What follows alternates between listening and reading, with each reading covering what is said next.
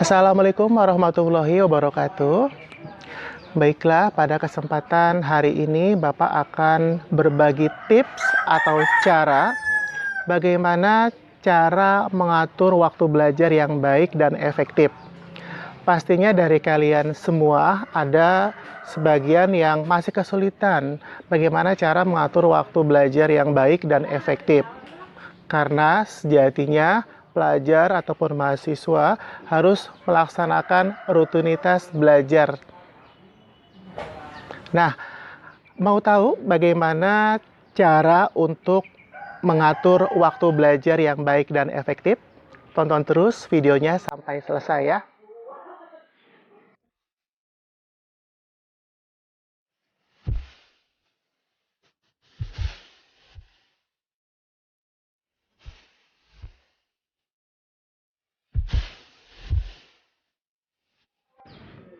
Nah, ada 7 cara dalam mengatur waktu belajar yang baik dan efektif. Yang pertama adalah membuat daftar rencana. Kalau kita punya kesibukan, nah rutinitas atau aktivitas kita itu tidak akan berbenturan satu sama lain kalau kita membuat daftar rencana. Kamu coba buat di buku ya, daftar harian atau bisa juga mingguan, kegiatan apa saja yang akan kamu lakukan. Misalnya hari Senin, kamu bangun jam berapa, kamu tulis. Aktivitasnya apa saja, kamu tulis. Kamu runut dari pagi sampai sore atau sampai malam lagi ya. Kemudian besoknya juga kamu tulis lagi seperti itu. Nah, kalau kamu sudah membuat daftar rencana, insya Allah semua aktivitas kamu akan terselesaikan dengan baik.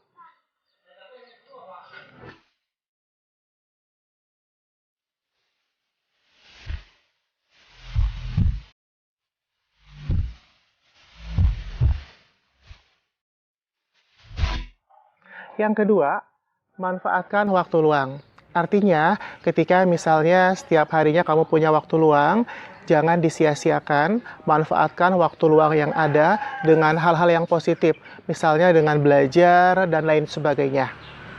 Jadi, jangan terlalu kamu sibukkan atau habiskan waktu luang kamu dengan hal-hal yang negatif atau hal-hal yang tidak ada manfaatnya.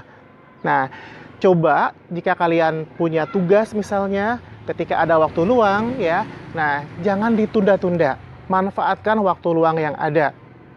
Selagi atau selama masih sehat, selama masih ada waktu, ayo kerjakan tugas yang ada. Nah, sekarang kita ke cara yang ketiga. Cara yang ketiga adalah terapkan waktu belajar di sekolah maupun di kampus. Kaitannya kalian sebagai pelajar atau sebagai mahasiswa, ketika misalnya sedang berada di kelas, kalian coba manfaatkan waktu yang ada di kelas untuk belajar. Misalnya, kalian coba ambil tempat yang menurut kalian paling nyaman untuk belajar atau untuk membaca. Usahakan kalian jauh dari keramaian. Karena kalau kalian masih berada di keramaian, itu akan mengganggu fokus atau konsentrasi kalian dalam membaca ataupun dalam belajar.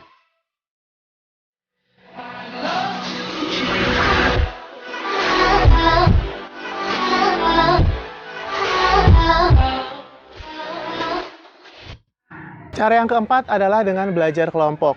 Kadang-kadang namanya manusia atau kalian sebagai seorang pelajar, kadang-kadang ada rasa bosan ketika belajar setiap hari, apalagi setiap individu ya, apalagi belajarnya secara individu. Nah, ini bisa kita antisipasi dengan cara belajar kelompok.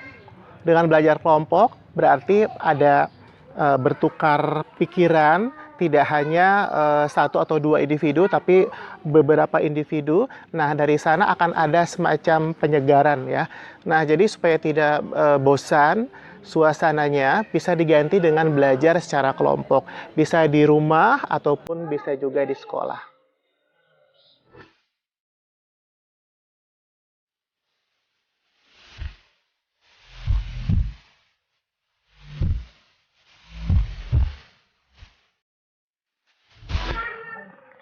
Cara yang kelima adalah selesaikan yang penting dahulu.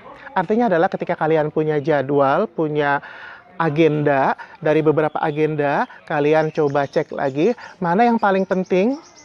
Nah, itu yang akan kalian dahulukan. Jadi mulai dari yang penting sampai yang kurang penting kalian bisa urutkan. Ya, jadi menggunakan sistem seperti itu.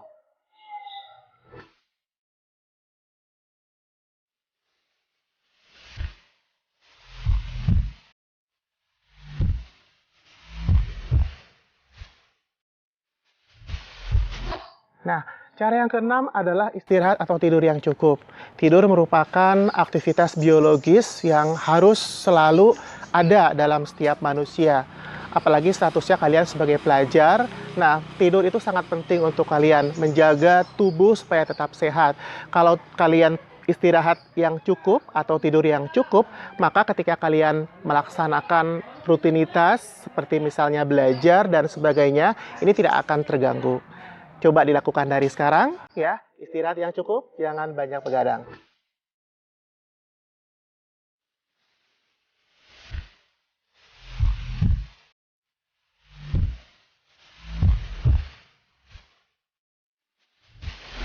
Nah, sekarang kita ke cara yang ketujuh. Cara yang ketujuh adalah memiliki waktu tenang. Kadang-kadang kita juga ingin memiliki waktu yang tenang, artinya kadang-kadang juga dibutuhkan eh, menyendiri, baik itu di rumah ataupun di tempat yang lain ya. Ini juga penting untuk menghilangkan pikiran-pikiran yang negatif. Jadi dengan memiliki waktu yang tenang, dengan sendiri, nah ini juga bisa memaksimalkan rasa yang ada untuk bisa bersemangat lagi dalam belajar. Coba dipraktekkan dari sekarang.